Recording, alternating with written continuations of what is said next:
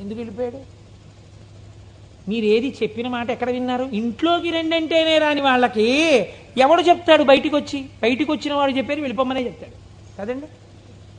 కాబట్టి పట్టు విడుపు అని రెండు మాటలు మనకి శాస్త్రంలో ఉన్నాయి. ఏది ఎక్కడి వరకు పట్టుకోవాలో అక్కడ వరకే పట్టుకుని ఎప్పుడు విడిచిపెట్టాలో అప్పుడు విడిచిపెట్టేయాలి. అందుకే పట్టు విడుపు ఉండాలండి, పట్టు విడుపు ఉండాలండి అని అంటారు. పట్టు విడుపు అన్నటువంటి శాస్త్రం మీకు అలవాటు అవ్వకపోతే శంభుదేవుని అనుగ్రహం జీవితంలో రాదు. కొన్ని పట్టుకోవాలి, కొన్ని వదిలేస్తుండాలి. ఇది విడిచిపెట్టేయకపోతే ఇంకా నా జీవితం వెళ్ళదు, నేను అటువైపు వెళ్ళడానికి కొన్ని వదలాలని వదిలిపెడుతూ ఉండాలి. అందుకే ప్రయత్నపూర్వకంగా రాజ్యం కూడా విడిచిపెట్టి వానప్రస్థానికి వెళ్ళారు. ఈ పట్టు విడుపు అంటే అక్కడ నేర్చుకోవడానికి ఇక్కడ కూడా నేర్చుకో. ఇక్కడే రాంది అక్కడే వస్తుంది నీకు, నేను ఏమి విడిచిపెడతావు?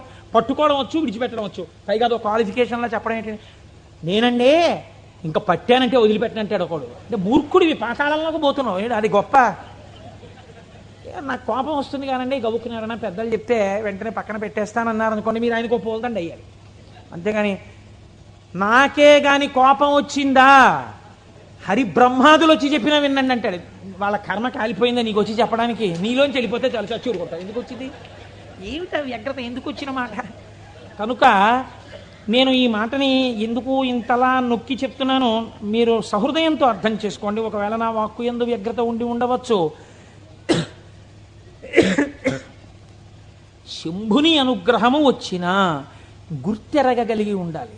ఆ గుర్తెరగనప్పుడు వచ్చిన అవకాశము వినియోగించుకోకపోతే మరొకసారి ఈశ్వరుడు ఇవ్వడానికి ఇష్టపడడు. కనుక మనకి అటువంటి మనస్సు కూడా కావాలి. ఈశ్వరా, నీ అనుగ్రహము మాయందు ప్రసరించినప్పుడు దాన్ని నిలబెట్టుకోగలిగిన స్థితిని కూడా నీవే అనుగ్రహించు అని మనం ఆ శంభుదేవుని పాదములు పట్టి ప్రార్థన చేసి, నిన్నటి రోజు మీరు శంభు అన్న నామం గురించి మనం తెలుసుకుని ఉన్నాం. శంభు అన్న నామం గురించి చెప్తూ, మనస్సు శంభావయతి, మంచి భావములను కల్పించుకొనుట కొరకు, మంచి భావములు మనస్సులో కలుగుట కొరకు శంభునామాన్ని ప్రయత్నపూర్వకంగా పట్టుకొని భగవంతుని యొక్క అనుగ్రహము చేత మనం మనుష్య జన్మని సార్థకం చేసుకోవలసినటువంటి అవసరం గురించి నిన్నటి రోజున ప్రస్తావన చేసి ఉన్నాం. పినాకి అని పిలుస్తారు తర్వాతి నామంలో స్వామిని. ఈ పినాకి అన్న నామం చాలా చిత్రమైంది. ఎందుచేత నేను ఈ మాట అంటున్నానంటే, మీరు రామచంద్రమూర్తి యొక్క మూర్తిని చూస్తే ఆయన చేతిలో కోదండాన్ని పట్టుకుని ఉంటారు. అది ఆయన యొక్క అసలు ఆ కోదండాన్ని విడిచిపెట్టి కూర్చున్నటువంటి మూర్తి చాలా అరుదుగా ఉంటుంది. అసలు కోదండం చేతిలో లేకుండా ఎప్పుడూ ఉండదు. చేతిలో కోదండం పట్టుకున్నటువంటి పరమశివమూర్తి నాకు తెలిసి అక్కడ కనిపించదు.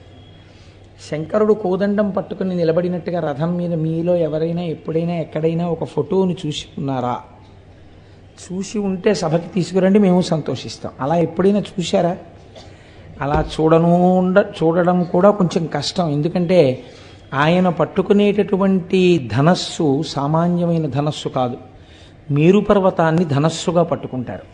శ్రీ మహావిష్ణువు చేసేటటువంటి రాక్షస సంహారానికి, శంకరుడు చేసేటటువంటి రాక్షస సంహారానికి ఒక చిన్న తేడా ఉంటుంది. శ్రీ మహావిష్ణువు రాక్షస సంహారం చేసేటప్పుడు ఆ రాక్షసుడు ఏ వరాలు కోరుకున్నాడో దానికి మినహాయింపుగా చంపడానికి వీలైనటువంటి శరీరాన్ని స్వీకరిస్తారు. శంకరుడు రాక్షస సంహారం చేస్తే తాను ఎలా ఉన్నాడో అలాగే ఉండి చేస్తాడు.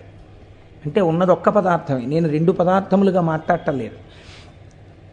ఈయన కొంతమందిని రాక్షసుల్ని సంహరించారు. త్రిపురాసుర సంహారం అని ఒక అద్భుతమైన ఘట్టం ఎదర వస్తుంది ఏదో ఒక రోజున, మీరు విందురు కానీ. అటువంటి సంహారం చేసినప్పుడు శంకరుడు వేరొక రూపాన్ని తీసుకుని సంహారం చెయ్యరు.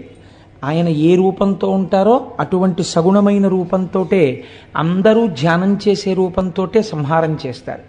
కానీ శివుడు ధనస్సు పట్టుకున్నట్టుగా మూర్తిని సాధారణంగా ఎక్కడా ఎందుకు చూపించరు? ఏ ఋషి కూడా అలా ఒక ధనస్సు పట్టుకున్నటువంటి పరమశివుని యొక్క చిత్రపటాన్ని ఊహ చేసి గీసి చూపించేటటువంటి ప్రయత్నం బహుశా లోకంలో ఎందుకు జరిగి ఉండదు? మీరు ఆలోచించండి. ఈ మాట మీకు బాగా అర్థమైతే పినాకి అనేటటువంటి నామము యొక్క అర్థము మీకు బాగా తెలుస్తుంది. ఈ నామం అర్థమైతే నేనైతే అంటాను, అసలు మన జీవితంలో కష్టము సుఖము అనేటటువంటి రెండు మాటలకు సంబంధించిన ఒక లోతైన భావన మీకు తెలిసిపోతుంది. మీరు చూడండి, శంకరుడు ధనస్సు పట్టుకున్నాడు అని మీకు ఎలా తెలుస్తుందంటే శాబ్దికముగా తెలుస్తుంది, వేదము వలన తెలుస్తుంది. వేదం అనగా యజుర్వేదములో శ్రీరుద్రం ఉంది మనకి, రుద్రాధ్యాయం. ఈ రుద్రాధ్యాయం ప్రారంభం చేస్తూనే ఒక మాట అంటుంది. ఏమంటుందంటే, నమస్తే రుద్రమన్యవ ఉతోత ఇషవే నమః, నమస్తే అస్తు ధన్వనే బాహుభ్యాముతతే నమః, యాతయిషు శివతమా శివం బభూవతే ధను, శివాశరవ్యాయాతవతయానో రుద్రమృడయా అని ప్రారంభం చేస్తుంది. ఆ తర్వాత అనువాకాలు పెడతాయనుకోండి. ఇది ప్రారంభం చేసినప్పుడు నమస్తే రుద్రమన్యవ ఉతోత ఇషవే నమః అంది ముందు. ఓ రుద్రుడా, రుద్రుడంటే అందాక శివుడే. ఓ రుద్రా, ఏమిటా కోపం మా మీద? అంత కోపంగా ఉన్నారేమిటి స్వామి? మీ కోపానికి నమస్కారం. నమస్తే రుద్రమన్యవ ఉతోత ఇషవే నమః, దీన్ని ఉభయతర నమస్కారం అంటారు. ముందు ఆ కోపం చూసి భయం వేసి, నాన్నగారండి నాన్నగారండి నేనేం చేయలేదు నాన్నగారండి అని ముందు నాన్నగారండి వెనక నాన్నగారండి పెట్టి పిల్ల మాట్లాడితే నాన్నగారి దగ్గర తొందరగా ఎలాగోలా 4 మాటలు నాన్నగారి దగ్గరికి వెళ్ళి నాన్నగారు నాన్నగారు నాన్నగారు నాన్నగారు అంటే, నాన్నగారు లేక లేక పుట్టిన ఒక్కగానొక్క ఆడపిల్ల అక్క పేరు పెట్టుకున్నానని గబాలన చల్లబడిపోయి అనవలసినంత గట్టిగా ఏమీ అనడన్న చమత్కారం తెలుసుకున్న పిల్ల తప్పు చేసినప్పుడు ముందు వెనక నాన్నగారు కలిపినట్టు భక్తులు శంకరుణ్ణి పిలిచినప్పుడు నమస్తే రుద్రమన్యువ ఉతోత ఇషవే నమః, ఈశ్వరా మీ కోపానికో నమస్కారం. ఇప్పుడు మీరు ఒకటి ఆలోచించండి, మీరు రుద్రాభిషేకం చేయడం మొదలు పెడుతూ ఏమంటున్నారు? ప్రసన్నుడైన మూర్తికి మీరు నమస్కారం చేయట్లేదు. మీ కోపానికో నమస్కారం అండి అంటే ఆయన కోపంగా ఉన్నారా లేరా? మీ కోపానికో నమస్కారం అంటే ఆయన శాంతంగా ఎందుకు ఉన్నారండి? కోపంగానే ఉన్నారు. ఇప్పుడు కోపంగా ఉన్నారు కాబట్టి ఆయన ఏం చేస్తారు? కోపంగా ఉన్నవాడు తన చేతిలో ఉన్నటువంటి ఆయుధము నుంచి బాణములను విడిచిపెడతాడు. ఇవి మిమ్మల్ని రోధింపచేస్తాయి, అంటే ఏడిపిస్తాయి. ఎందుకు ఏడిపించాలి ఆయన అలాగా? ఎందుకు ఆయన అలా ధనస్సు పట్టుకోవాలి? మీరు ఒక్కసారి ఆలోచించండి. తండ్రికి సహజంగా కూతురంటే ఎనలేని ప్రేమ. అంత ప్రేమ ఉన్న తండ్రి ఒకరోజు కూతుర్ని దెబ్బలాడాడు గట్టిగా. ఎందుకు దెబ్బలాడాడు? ఏదో తప్పు చేసింది పిల్ల, ఏదో తప్పు చేసింది కాబట్టి తండ్రి దెబ్బలాడాడు. అది కూడా తెచ్చి పెట్టుకున్నాడు కోపాన్ని. ఇలా దెబ్బలాడకపోతే కుదరదు, మళ్ళీ పిల్ల ఇలాంటి తప్పు చేయకూడదు, అందుకుని దెబ్బలాడాలి నేను, అందుకుని దెబ్బలాడుతున్నాడు ఆయన. కాబట్టి ఇప్పుడు ఆయన కోపంగా ఉన్నాడు అంటే ఏమిటి? శిక్ష వేస్తాడు ఆయన తప్పకుండా. ఓ దెబ్బ కొట్టచ్చు, లేకపోతే ఓ గిల్లచ్చు, ఏదో ఒకటి చెయ్యొచ్చు. రుద్రుడు మిమ్మల్ని అలా ముట్టుకోవడం, అలా కొట్టడం, అలా గిల్లడం చేయడు. ఆయన ఏం చేస్తాడు? తన చేతిలో ఒక ధనస్సు పట్టుకుని ఉన్నాడు. అదే మేరుపర్వతం, బంగారు ధనస్సు. దాన్ని చిత్రించడం కూడా కష్టం. ఇప్పుడు ఆ ధనస్సులోకి ఏం చేస్తాడు? 2 పక్కల బాణాల యొక్క తూణీరములు ఉన్నాయి ఆయన దగ్గర. ఈ చేత్తో పట్టుకుని ఈ చేత్తో అన్నా బాణం తీస్తాడు, ఈ చేత్తో పట్టుకుని ఈ చేత్తో అన్నా బాణం తీస్తాడు. ఇప్పుడు మీరు ఆయన వంక చూసేటప్పటికే భయంతో వణికిపోతున్నారు అసలు. అటు దీన్ని ఘోర రూపము అంటారు ఈశ్వరుడు. ఈ ఘోర రూపంతో నిలబడి ఏం చేస్తాడు? ఇంకా ఇలా తీయడానికి సిద్ధంగా ఉన్నాడు. తీసి ఎక్కువ పెట్టాడో ఉత్తర క్షణంలో ఫలితమేమి? మీ కన్నుల వెంట అశ్రుధారలు కారుతాయి. ఎందుకు అసలు అలా బాణం వేయడమైనా? ఎందుకు అలా బాధ పెట్టడం? తండ్రే జగత పితరవు వందే పార్వతీ పరమేశ్వరవు అని పిలుస్తున్నామే, అటువంటి వాడు ఎందుకు అలా బాధ పెట్టడం? ఏం తండ్రి కూతురుని ఎందుకు బాధ పెట్టాడు? కూతురు ఎడిచేట్టు ఎందుకు మాట్లాడాడు? దిద్దడానికి. అలాగే మీరు చేసిన పాపము యొక్క ఫలితము ఉన్నది. మీరు ఏడిస్తే తప్ప, బాధపడితే తప్ప ఆ పాపం పోదు. కాబట్టి ఇప్పుడు ఏం చేయాలి? మిమ్మల్ని ఏడిపించాలి. ఏడిపించడానికి ఏం చేస్తున్నాడు? తీస్తున్నాడు ఆ బాణాలు. ప్రాజ్ఞత కలిగిన వాడు ఏం చేస్తాడంటే, ఈ శరీరంతో నేనున్నాను అంటే నేను పాపము చేశాను, పుణ్యము చేశాను. నిన్నటి రోజు మీకు చెప్పాను, మీరు ఈ శరీరంతో ఈ లోకంలో ఉన్నారంటే మీరు సుఖాన్ని దుఃఖాన్ని కూడా అనుభవిస్తారు. తప్పు చేసేశారు, ఆ విషయంలో సందేహం లేదు, కాబట్టి దుఃఖం అనుభవించాలి. అంత దుఃఖం నేను అనుభవించలేను. నేను పాపం చేశానన్న విషయంలో మాత్రం నీతో వాదించడానికి నేను సిద్ధంగా లేను. పాపము చేసి ఉన్నాను, కానీ నన్ను అంత ఏడిపించద్దు, నేను తట్టుకోలేను. నేనంత ఏడిస్తే ఏమవుతుందో తెలుసా? నీ పాదముల యందు విస్మృతి కలుగుతుంది. నేను ఆ ఏడుపులో ఉండిపోతాను. ఏదో బాధ కలుగుతుంది నా మనస్సుకి. ఆ బాధలో నేను ఉండడంలో కొంతకాలము నా జీవితంలో నీ పాదములకు దూరం అయిపోతాను. నిష్ఠతో నీ పాదములు పట్టుకోలేని స్థితి నాకు వచ్చేస్తుంది. కాబట్టి ఈశ్వర, మీ కోపానికో నమస్కారం. ఈశ్వర, మీ ధనస్సుకో నమస్కారం. ఈశ్వర, మీ బాణములకో నమస్కారం. మీరు ఏం చేస్తారో తెలుసా? యాత యశు శివ తమా శివం బభూవతే ధను. మేము సంతోషించే బాణాలు వేయండి. సంతోషించే బాణాలు కూడా ఉంటాయండి. బాణం వేయడం అంటే దుఃఖం కలుగుతుంది, కానీ సంతోషపెట్టే బాణాలు, దుఃఖం పెట్టే బాణాలు అని 2 బాణాలు ఉంటాయేంటి? అంటే ఇప్పుడు ఆయన ఏం చేస్తాడు? కొట్టేటప్పుడు ఇలా మొహం పెట్టి ఇలా కొట్టాడు అనుకోండి, ఏడవాలి. మంచి సంతోషంగా తండ్రి వచ్చి, శాబాష్ నాన్న, పొంగిపోతున్నాను రా నీలాంటి కూతుర్ని చూసుకుని కొట్టాడు వీపు మీద. ఇప్పుడు దెబ్బ తగిలింది, కానీ ఇప్పుడు ఆ చురుక్కు అనిపించట్లా కూతురికి. కళ్ళంబట ఇప్పుడు నీళ్ళు వచ్చాయి. నాన్నగారండి, మీరు నన్ను అన్ని మాటలు కోరినందుకు మీ మనసు పొంగిపోయేలా నేను 5 ఏళ్ళు సంగీతం నేర్చుకుని ఒక కీర్తన పాడానండి. మీ మనస్సు ఇవాళ రంజిల్లింది. నా జీవితానికి చాలంది కూతురు.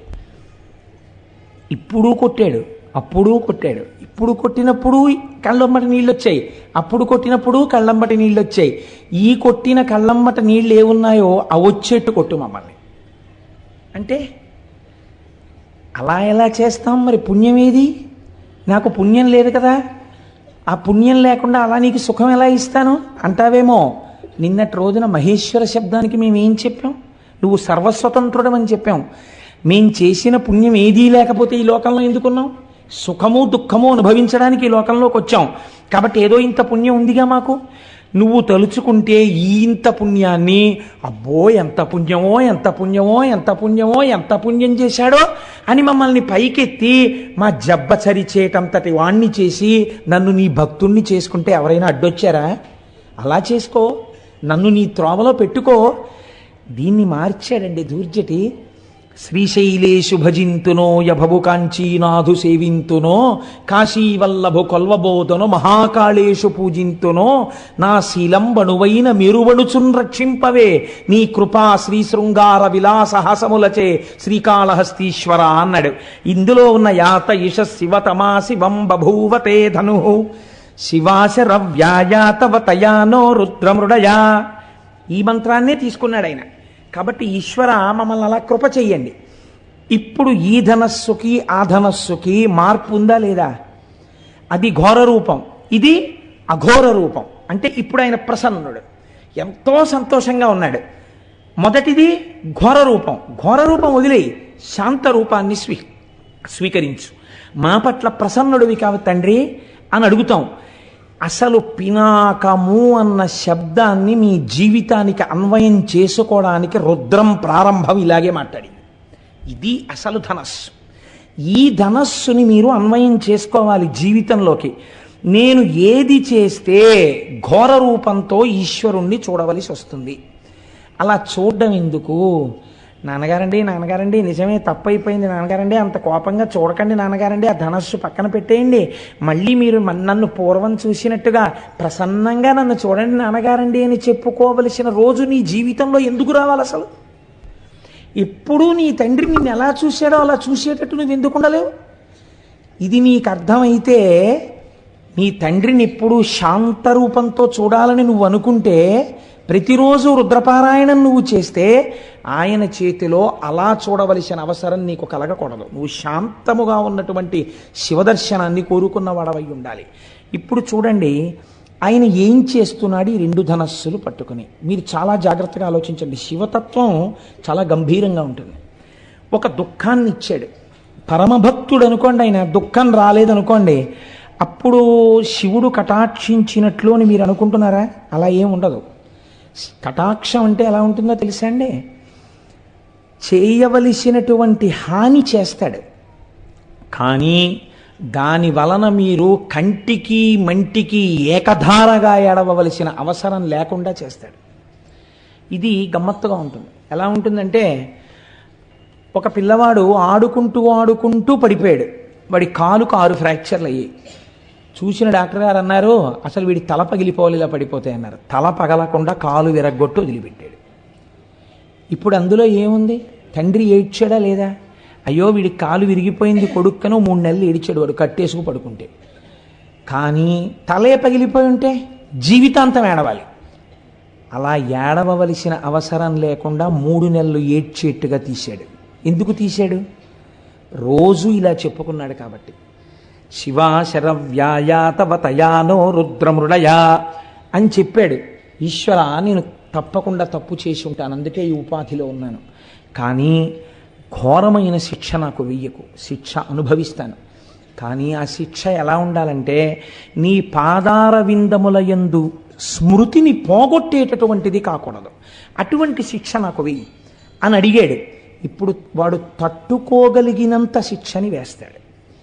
అలా వేస్తే అంత శిక్ష ఎందుకు వేయలేదు అని మీరు నేను అడగగలమా? ఆయన స్వతంత్రుడు, మహేశ్వరుడు. కాబట్టి ఇప్పుడు ఏమైంది? దీని వలన మీ పాపం పోయిందా లేదా? ఇప్పుడు మీరు కేవలము ఘోర రూపంతో ఈశ్వరుడు శిక్ష వేసిన తామసికుడు అని మీరు చెప్పకూడదు. ఎందుకు చెప్పకూడదు అంటే ఈశ్వరుడు అలా మీకు శిక్ష వేసేయడం వల్ల మీ పాపం పోయింది. చెయ్యరానంత ఘోరమైన నేరాలు చేశాడండి. అన్ని నేరాలు చేసినా రాష్ట్రపతి క్షమాభిక్ష పెట్టారు. ఇప్పుడు ఆయన మామూలుగా అందరితో పాటు జీవనం చేసుకుంటూ బయట తిరుగుతున్నాడా? తిరగట్లేదా? తిరుగుతున్నాడు. కోర్టు ఆయనకి మరణశిక్ష వేసింది, రాష్ట్రపతి క్షమాభిక్ష పెట్టాడు. ఆయన శిక్ష అనుభవించేసినట్టేనా కాదా చేసిన నేరానికి? ఇంకా మళ్ళీ ఎప్పుడైనా పట్టుకెళ్ళిపోతారేమో అన్న భయం ఉంటుందా? ఉండదు.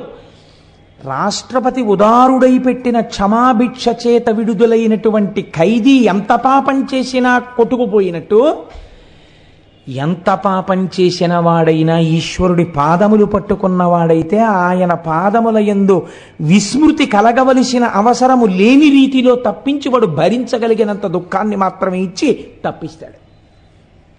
కాబట్టి మీకిప్పుడు శిక్ష వెయ్యడంలో కూడా ఆయన ఒక తండ్రి బిడ్డన్ని చూసుకున్నట్టు చూసి కొడతాడు.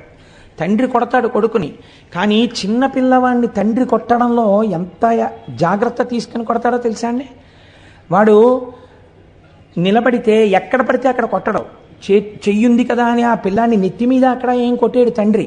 ఏది ఏది అని లెంప మీద కొడతాడు, చెంప మీద. ఎందుకని? ఇక్కడ కొడితే పిల్లవాడికి ఏం ప్రమాదం రాదని. గూబ మీద కొట్టేశాడు అనుకోండి పిల్లవాడిని, ఈయనే పరిగెత్తాలి 15 రోజులు ఇంటెన్సివ్ కేర్ యూనిట్కి. అందుకని ఏ తండ్రి తన బిడ్డడి గూబ మీద కొట్టుకోడు. ఏ తండ్రి అయినా తన బిడ్డని రక్షించి శిక్షయందు రక్ష వేసేటప్పుడు చెంప మీద మాత్రమే కొడతాడు. అది కూడా దాటిపోయాడు అనుకోండి, తండ్రి కోపం అవధులు మీరిపోయేటట్టుగా కొడుకు చేస్తే అప్పుడేమో వాడి యొక్క టెంపరితనం చేత తండ్రి చెయ్యి గూబ మీద తగులుతుందేమో, కానీ ప్రయత్నపూర్వకంగా గూబ మీద కొడతానన్న తండ్రి ఉండడు. మీరు అలా ఉండాలని అనుకుంటే ఆయన తండ్రిగా ఉండడానికి ఎప్పుడూ సిద్ధంగా ఉన్నాడు. కాబట్టి ఈశ్వర, మేము పాపం చేశాం, మీరు ఈ ధనస్సుతో మాకు కనపడద్దు, మీరు ప్రసన్నమూర్తి అయి కనపడండి. ఇప్పుడు మీరు చూడండి, శిక్ష వెయ్యడంలో కూడా ఔదార్యం ఉన్నదా లేదా? ఉన్నదనే కదా మీరు ఒప్పుకోవాలి. అసలు సనాతన ధర్మం మనకున్న చాలా గొప్పతనం ఏమిటో తెలుసా అండి? మీరు చేసే పాపానికి ఫలితం ఇచ్చేవాడు ఒకడు, మిమ్మల్ని భయపెట్టడానికి. మీ భయం తీయడానికి ఒకడు, ఇద్దరు ఉండరు. భయకృత్ భయనాశన. భయాన్ని సృష్టించేవాడు పరమాత్మే, భయాన్ని తీసేసేవాడు పరమాత్మే. ఇది సనాతన ధర్మమునందున్నటువంటి జీవధార. మీరు చాలా జాగ్రత్తగా చూడండి. మీకు కష్టం వచ్చిందనుకోండి, ఎవరిచ్చారండి మీకు ఈ కష్టం అని అడిగారు అనుకోండి, ఎవరిచ్చారు? భగవంతుడే ఇచ్చాడు. మీకు ఈ కష్టం తప్పిందనుకోండి, ఎవరిచ్చారు? ఈశ్వరుడే ఇచ్చాడు. ఆ కష్టాన్ని కాలంలో మీరు మర్చిపోయేటట్టుగా చేసిన కాలస్వరూపుడెవడు? ఈశ్వరుడే. గురుస్వరూపి అయి మళ్ళీ వచ్చి మీ మనస్సుకి వచ్చిన గాయాన్ని మాన్పించి మిమ్మల్ని యథామార్గమునందు మళ్ళీ తిప్పినవాడెవరు? ఈశ్వరుడే. కాబట్టి ఈశ్వరుడు యొక్క కారుణ్యమునకు అంతులేదు. కాబట్టి ఇప్పుడు శాస్త్రం అంది, ఆయన పట్టుకున్న ధనస్సు శిక్ష వేస్తోందా రక్ష చేస్తోందా? శిక్ష అన్న మాటే లేదు, రక్షణే ఉన్నది. నీ పాప ఫలితాన్ని అంత తేలికగా తీస్తున్నాడు ఆయన. లేకపోతే ఈ పాపం అంతా ఉండిపోతే నువ్వు ఎంత ప్రమాదకరమైన స్థితికి వెళ్ళాలి. అలా ఉండకుండా తీసేస్తున్నాడు. మీరు చూడండి, నేను ఇలా చెప్పానని మీరు అనుకోకండి. రేపు మీరు సుబ్రహ్మణ్యేశ్వర స్వామి ఉత్సవంలో చదువుతారు, వింటారు సుబ్రహ్మణ్యేశ్వర స్వామి చరిత్రని. ఈసారి విస్తృతంగా ఒక 3-4 రోజులు చెప్పాలి అని నేను అనుకుంటున్నాను. ఆ తర్వాత ఈశ్వరీచ్ఛ. సుబ్రహ్మణ్యేశ్వర స్వామి వారి కావడి ఎత్తడానికి మామూలు కావడి పనికిరాదు. సుబ్రహ్మణ్యుడికి ఎత్తేటటువంటి కావిడి ప్రత్యేకమైన కావిడి ఉంటుంది. ఇప్పుడు మీకు చూపించిన కావిడి తెప్పించడానికి మేము విశ్వ ప్రయత్నం చేస్తూ ఎలా తెప్పించాలో తెలియకుండా ఉండిపోయిన స్థితిలో నాకు తెలుసు, గోపాలకృష్ణ గారికి తెలుసు, దొరగారికి తెలుసు, మాకు ముగ్గురికే తెలుసు. సుబ్రహ్మణ్యేశ్వరుడే ఒక రూపంలో వచ్చి ఆ సమస్యని పరిష్కరించాడు. పరిష్కరించి ఇవాళ మీకు అందరికీ ఆ కావిడి ఎందుకు చూపించామో తెలుసా అండి? అందుకే చూపించమని చెప్పాను నేను. ఆ కావిడి, ఆ కావిడి పట్టుకోవాలి. సుబ్రహ్మణ్యుడు వరం ఇచ్చాడు. ఎవరు ఆ కావిడిని ఇలా పట్టుకుని దానికి పాలకుండ పెట్టి పట్టుకుని వస్తారో వాళ్ళకి ఆచంద్ర తారార్కము వంశమాగకుండా నేను చూస్తానని వరం ఇచ్చాడు. ఆ ఘట్టాన్ని మీకు నేను చూపిస్తాను. సుబ్రహ్మణ్యేశ్వర స్వామి చరిత్ర చెప్పినప్పుడు ఈశ్వరుడు కారుణికుడు. నాగదోషం ఉంటే, సర్పదోషం ఉంటే సంతానమునకు ప్రతిబంధకం వస్తుంది. అదే ఈశ్వరుడు ఆ ప్రతిబంధకమునకు విరుగుడు చెప్పాడు. ఇలా కావిడి పట్టుకుని రా భుజం మీద, చాలు నీకు ఆ దోషాన్ని తీసేస్తాను. ఇప్పుడు బిడ్డలు ఉండొచ్చు, ఏమో 6 తరాల తర్వాత ఆ బాధ నీ వంశంలో ఇహలాదు, తీసేశాను. ఆచంద్ర తారార్కం నీ వంశం నిలబడిపోతుంది. నీ కోర్కెలు తీరడానికి ఒక్కటే ఒక్క మార్గము, ఈ కావిడి పట్టుకుని రావాలి. ఆ కావిడి పట్టుకుని రావడానికి ఈ కావిడి మేము మీకు ఇస్తే మీరు పురుషార్థం ఏం చేసినట్టు అవుతుంది? దానికోసం మీ దగ్గర 500 రూపాయలు తీసుకోవడం తప్ప ఆ 500 రూపాయలు లేకపోతే ఈ 1,00,000 రూపాయల ఖర్చునో ఎవరితోనో ఇప్పించి ఉత్సవం నిర్వహించలేక కాదు. అలా చెయ్యకూడదు. అది శాస్త్ర మర్యాద కాదు. పురుషార్థము అని మన కష్టార్జితాన్ని అక్కడ వెచ్చించాలి. అప్పుడు దాని వలన ఏమవుతుందంటే మీ చెమటని కొంత ఆదాయాన్ని మీరు ఈశ్వరుడి దగ్గర ఒడ్డారు కనుక ఆ పాపము ప్రతిహతమవుతుంది. ఎంతమందికి ఇవ్వగలం దాన్ని? ఇప్పుడు ఆ తారీఖు లోపల అన్ని తయారైపోవాలి. అన్ని కావిళ్ళు, ఎన్ని కావిళ్ళు తయారు చేయగలరు? అలాగని ఎన్నో కావిళ్ళు చేసేస్తే కూర్చోబెట్టి అంత అందంగా క్రతువు ఎలా చేయగలం? అందుకని దాన్ని ఇప్పటికే దాని గురించి ఎంతో ప్రెషర్ ఉన్నా 200 మందికి మాత్రమే రెస్ట్రిక్ట్ చేయడానికి కారణం అది. కళ్యాణం వరకు ఆ రోజున వల్లీ కళ్యాణం చాలా అరుదుగా జరుగుతుంది.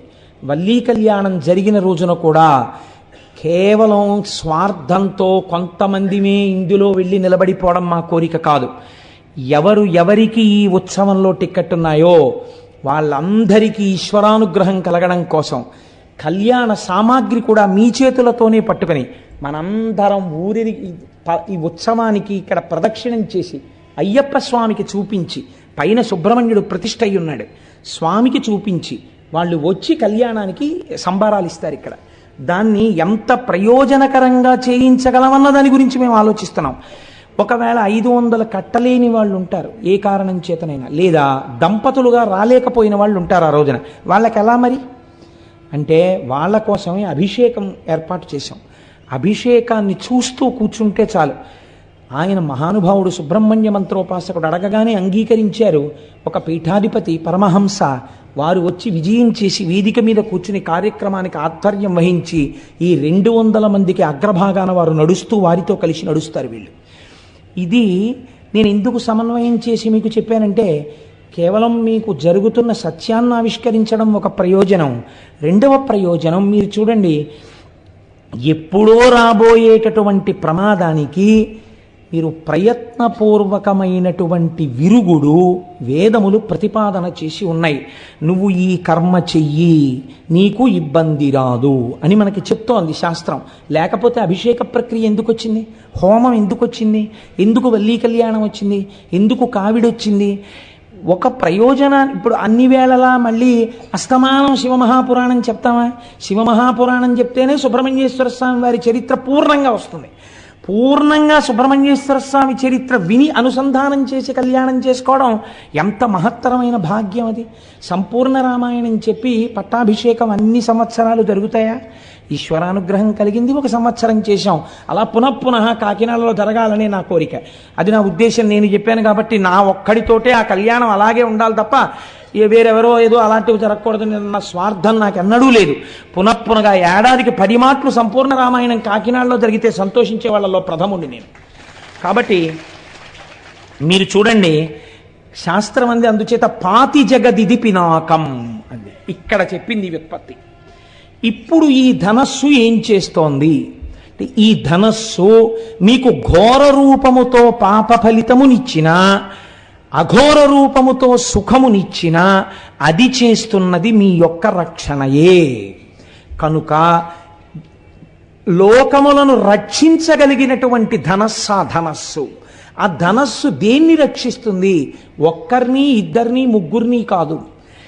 ఎన్ని కోట్ల మంది ఉన్నారో, ఎన్ని బ్రహ్మాండాలు ఉన్నాయో, ఇన్ని బ్రహ్మాండములనన్నింటినీ, ఇన్ని జీవుల్ని రక్షించగలిగినటువంటి ధనస్సు ఆయన చేతి యందున్న ధనస్సు.